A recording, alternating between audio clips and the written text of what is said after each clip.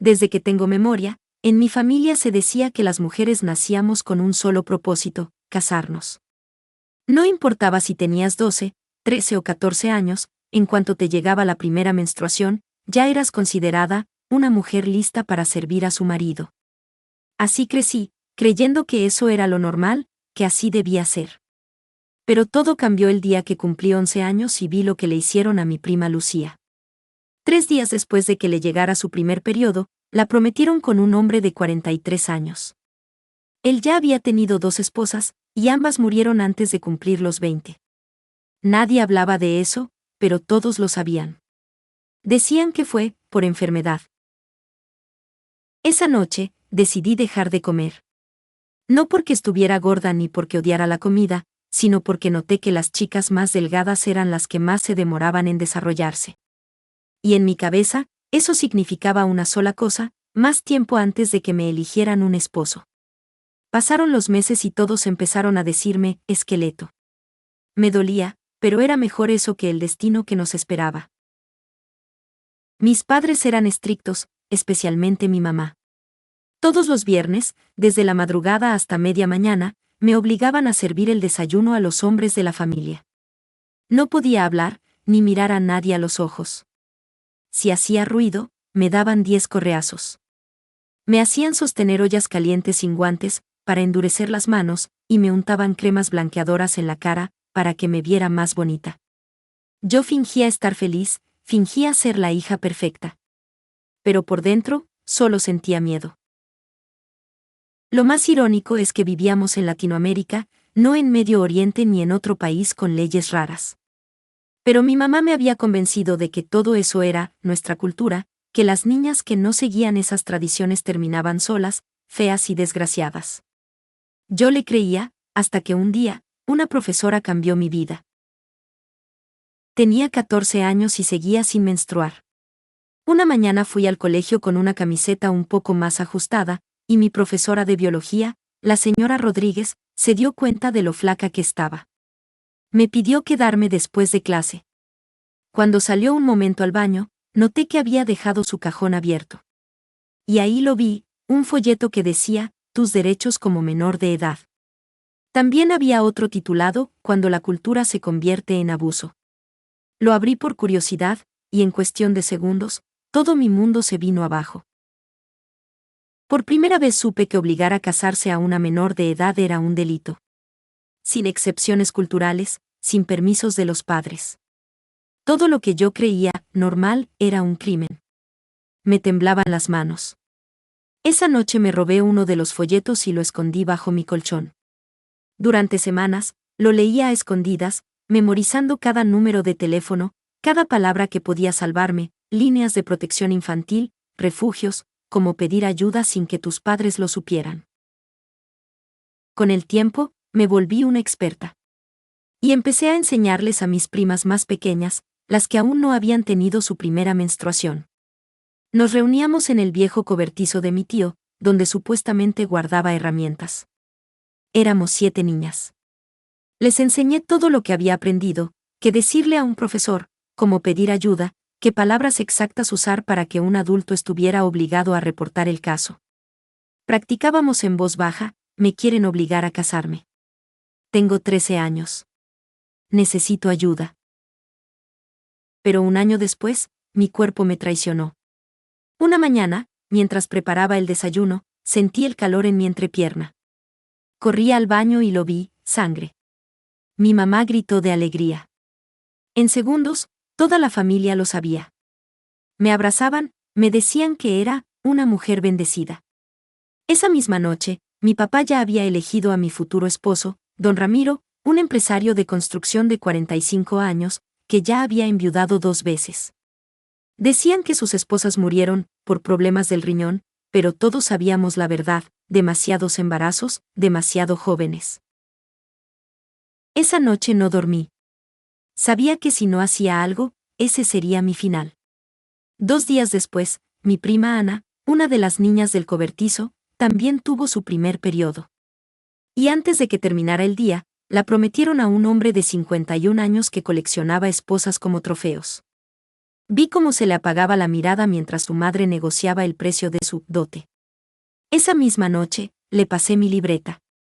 Tenía todos los números, los refugios, los pasos para escapar. Le dije, mañana, dile a tu profesor de ciencias lo que te enseñé. Usa las mismas palabras. Ella temblaba. ¿Y tú?, me preguntó. Mi boda es en 2 semanas, le respondí. Aún tengo tiempo. Pero estaba equivocada. A la mañana siguiente, llegó el Instituto Colombiano de Bienestar Familiar con la policía. Querían hablar con las menores de la familia. Mi papá pasó de la sorpresa al odio en segundos. Cuando se fueron, reunió a toda la familia. Dijo que alguien había llenado nuestras cabezas con ideas occidentales, que alguien estaba corrompiendo la pureza de las niñas. Buscaron por toda la casa. Encontraron mi libreta en el cobertizo. La quemaron frente a mí mientras me gritaban, cáncer, enfermedad, traidora. Esa noche, mi papá anunció que mi boda sería al día siguiente. No dormí ni un segundo. Al amanecer, escuché los pasos de mi madre acercándose. Me puse la mano en el estómago y empecé a gemir. Mamá, me duele, algo está mal. Ella frunció el ceño. En nuestra cultura, una novia enferma era mala suerte. ¿Qué comiste? Nada, pero me duele mucho, mamá. Ella suspiró. 5 minutos. Los invitados ya vienen. Corrí al baño, cerré con seguro y saqué una bolsa plástica que tenía escondida en el techo. Adentro había una muda de ropa, 20,000 pesos que le había robado poco a poco, y un papel con direcciones de refugios. Subí al sanitario y empujé con todas mis fuerzas una ventanita pintada de blanco. Se rompió con un crujido. Afuera, el aire frío de la madrugada me golpeó la cara. Detrás de la puerta, escuché los golpes. Abre, gritaba mi madre. Abre o la tumbo. En ese momento, mi padre llegó. Derríbenla. Escuché el golpe seco de su cuerpo contra la puerta justo cuando logré sacar medio cuerpo por la ventana. Mis caderas se atoraron, pero seguí empujando. Sentí la madera romperse detrás de mí, y caí de bruces al pasto húmedo. Me torcí el tobillo, pero seguí corriendo. Crucé los patios de las casas vecinas. Los perros ladraban, las luces se encendían. Escuché el motor de un carro arrancar, me estaban siguiendo. Corrí descalza, con el camisón empapado y el corazón a punto de explotar. Me metí por entre unos arbustos y seguí hasta la avenida principal. Cuando vi el bus, levanté la mano desesperada. El conductor, un señor moreno de mirada amable, me abrió la puerta sin dudar. No tengo plata, le dije llorando. Una señora mayor se levantó de su asiento, puso las monedas por mí y me dijo en voz baja, si vas huyendo, sigue. No mires atrás. El bus arrancó justo cuando el carro de mi primo doblaba por la esquina. Me escondí en el asiento. La señora me dio un pañuelo para limpiar la sangre de mis pies. Cuando bajé en el centro, me dejó un billete en la mano. Dios te cuide, hija. Caminé hasta el juzgado más cercano. Dejé huellas de sangre en el piso blanco. Apenas pude hablar. Quiero una orden de protección, tengo 15 años, me quieren obligar a casarme hoy. La secretaria salió de su oficina y me llevó a una sala. Me hizo llenar unos papeles y llamó a un juez. En menos de 1 hora, me entregaron un documento, orden de protección inmediata. Pero no tenía a dónde ir. Llamé a los refugios del folleto, y todos estaban llenos. Podemos anotarte en lista de espera para el jueves, me dijo una voz. No puedo esperar hasta el jueves, respondí temblando. Entonces recordé a la profesora Rodríguez. Ella siempre se quedaba en el colegio los fines de semana. Tomé 3 buses y llegué a su escuela. Su carro estaba ahí. Entré por la puerta lateral y la encontré corrigiendo exámenes. Cuando me vio, casi se desmaya. Dios mío, niña. Me abrazó, limpió mis pies con agua oxigenada y llamó al ICBF. Pero al otro lado del teléfono le dijeron que sin pruebas de abuso físico no podían actuar. ¿Cómo que no?, gritó ella. Tiene los pies llenos de vidrios. Autoinfligido no cuenta, respondieron. De repente, mi celular empezó a sonar. Era mi papá. Luego mi mamá. Luego mi primo. La profesora contestó. No, no está loca, señor. No necesita medicación. Se quedó pálida. ¿Cómo supo que estaba aquí? Tu teléfono, me dijo. Te rastrean. Me hizo formatearlo y lo lanzó a la basura. En ese momento se escucharon voces en el pasillo. Golpes en la puerta. Sabemos que estás ahí, gritó mi padre. Déjanos entrar, profesora, mi hija está enferma. Ella bloqueó la puerta con un mueble y marcó 123. Mientras llegaba la policía, le mostré las cicatrices, las quemaduras de ollas, los moretones de los cinturones. Ella tomó fotos como prueba. Cuando los policías entraron, mi padre ya había cambiado su tono. Mi hija está enferma, decía con voz tranquila, mostrando frascos con mi nombre falsificado. Tiene delirios. Pero la profesora sacó mis ensayos del año, donde yo describía en clave todo lo que vivía. El oficial los leyó, frunciendo el ceño. Luego el guardia de seguridad mostró el vídeo de las cámaras, mi papá y mis tíos llegando con los frascos antes de que llegara la policía. Todo encajaba.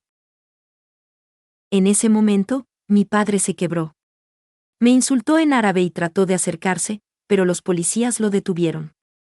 Me llevaron al hospital y luego a una casa de acogida temporal, donde conocí a Teodora, una enfermera retirada con mirada dura y corazón gigante. Aquí está segura, me dijo, mostrándome el cuarto con una cerradura por dentro y cámaras afuera. Esa noche apenas dormí. Pero por primera vez, no tenía miedo de cerrar los ojos. Los primeros días en casa de Teodora fueron un respiro y una tortura al mismo tiempo. Dormía con la puerta cerrada con llave, y aún así despertaba sobresaltada cada vez que un carro pasaba por la calle. Teodora me cuidaba como si fuera su nieta. Me dio un celular nuevo con un número desconocido y me enseñó cómo detectar si alguien me seguía. Aquí nadie te va a tocar, me dijo una noche mientras me servía sopa. Y si vienen, tengo alarma directa a la policía. Pero el miedo seguía. A las 6 de la mañana del tercer día, sonó el timbre. En la cámara de seguridad aparecieron mi tía y dos primas, con bandejas de comida. Sabemos que está aquí, gritó mi tía. Solo queremos hablar. Teodora ni se inmutó. Marcó a la policía. Los del caso Gómez están en mi puerta, dijo con voz tranquila. Se fueron antes de que llegaran los patrulleros, pero dejaron una nota en la reja: tu abuela está enferma. Te necesita. Los intentos de manipulación empezaron a diario. Flores, cartas, vídeos llorando, publicaciones en redes. Una de mis primas subió un vídeo diciendo que yo estaba poseída, que gente mala me había lavado el cerebro. Al día siguiente, mi padre contrató un abogado y me demandó por difamación. Decía que yo estaba destruyendo a la familia con mentiras occidentales. Mi abogada, Patricia, me explicó que era una estrategia para asustarme y callarme. Pero el acoso empeoró. Hackearon mis antiguas cuentas de redes sociales y publicaron mensajes falsos como si los hubiera escrito yo. Algunos vecinos de Teodora empezaron a murmurar, otros dejaron de saludar. Tu familia tiene dinero, me dijo ella un día. Y el dinero hace ruido. Aún así, no estaba sola. La profesora Rodríguez me visitaba todos los domingos. Traía pan, libros y ánimo. Un día llegó con una sorpresa, un cuaderno nuevo lleno de copias del folleto que había cambiado mi vida. Vamos a repartirlos, me dijo. Pero de forma más inteligente. Dentro del cuaderno, los números de ayuda estaban escritos como si fueran ejercicios de matemáticas, y los pasos para denunciar estaban disfrazados de frases de historia o geografía. Así nació nuestro plan: crear una red secreta de información para niñas atrapadas como yo. Empezamos con 20 cuadernos. Luego 50. Teodora contactó a una excompañera suya que trabajaba con el gobierno, y ella se encargó de entregar algunos en colegios rurales. Cada libreta podía salvar una vida. Una semana después, Patricia me dio una noticia inesperada: una de las chicas a las que diste un cuaderno se presentó en la comisaría. Dice que la iban a casar con un hombre de 47 años. Me quedé helada. ¿Está bien? Sí. Está bajo protección. Y gracias a ella, ahora las autoridades están revisando a varias familias de tu comunidad. Pero con cada victoria, el peligro aumentaba.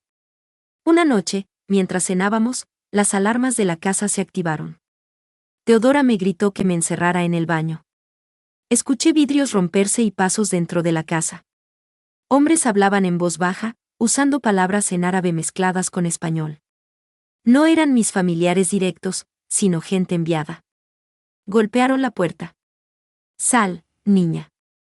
Tu familia te perdona. Solo queremos hablar.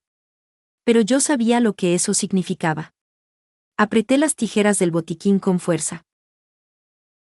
Las sirenas llegaron justo antes de que rompieran la cerradura. Los hombres huyeron, dejando huellas de barro por toda la sala. Esa noche, el ICBF decidió trasladarme a otro lugar. Me llevaron a la casa de un policía retirado que ayudaba en casos como el mío. Tenía cámaras por todas partes y botones de emergencia en cada cuarto. Al día siguiente, recibí un sobre sin remitente. Adentro había fotos de mi mamá llorando, mi abuela en cama, mi hermana con una torta de cumpleaños y una silla vacía a su lado. Y en la última foto, mi prima Ana, con un anillo en la mano y la mirada perdida. Atrás decía, ella volvió. Está feliz. Tú también podrías estarlo. No pude contener las lágrimas. Llamé a Patricia, y ella confirmó mis sospechas, habían obligado a Ana a casarse de nuevo. Tu testimonio está abriendo heridas viejas, me dijo. Y ellos van a hacer todo lo posible por cerrarlas a la fuerza. Esa misma semana, conocí a una periodista amiga de la profesora Rodríguez. Quiero contar tu historia, me dijo, pero sin nombres, sin fotos. Solo la verdad. Dudé. Tenía miedo de que eso desatara algo peor, pero Teodora me convenció, si nadie habla, nada cambia. Así que acepté. El reportaje salió un mes después y se volvió viral. Lo titularon La niña que dijo no. Miles de comentarios apoyando, cientos de mensajes de otras chicas contando historias parecidas.